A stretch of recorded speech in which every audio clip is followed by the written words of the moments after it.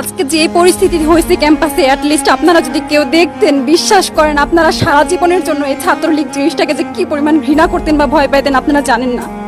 এরা আমাদের সামনে রড দিয়ে পিটায়া, ছেলেগুলারে রড দিয়ে পিটায়া একদম আধামরা করে ফেলছে। তারা এসে আমাদের পেছনে লুকাইছে, আমাদের বোরকার পেছনে, আমাদের ওড়নার পেছনে লুকায় বলে, আপু আমাদের একটু লুকায় রাখেন, আমাদের ওরা মাইরা ফেলবে, আমাদের বাঁচান আপু বাঁচান। আমরা তাদের ওড়না দিয়ে বোরকা দিয়ে লুকায় রাখছি, সেইখান থেকে আমাদের ধাক্কা দিয়ে ফেলে দিয়ে তাদের বের করে আবার মাথায় রড দিয়ে মারছে, এমন অবস্থা। এবং তারা আমাদের ক্যাম্পাসের পরিচিত মুখ, আমরা চিনি তাদের, তারা এই অবস্থা করছে, রাস্তায় একদম শোয়াই ফেলছে। আমাদের হলের মেয়েদের বুকে বড় বড় যে আসতো ইট, এই ইটগুলো বুকে ফেঁকে দিছে, মানে একদম পুরো বুকে লাগছে, এরকম জামা কাপড় ছিঁড়ে ফেলছে, এত বাজে অবস্থা।